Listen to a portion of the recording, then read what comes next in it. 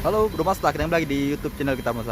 Kali ini tepatnya tanggal 3 Januari 2022 telah terjadi kebakaran pada salah satu unit dari bus medium Trans-Kustaraja Bro Mas dengan nopol 7872AA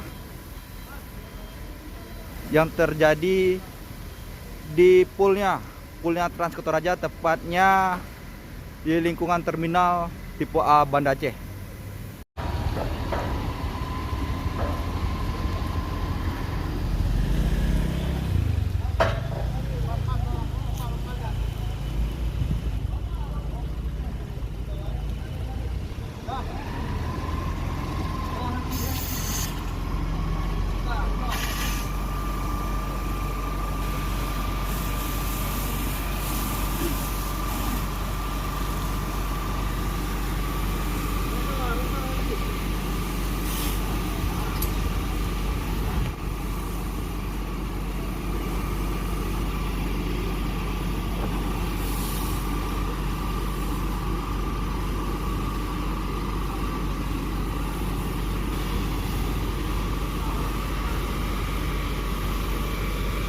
Halo Bro Mas, telah terjadi kebakaran pada unit Trans-Kustaraja dengan nopol 7872AA medium bus.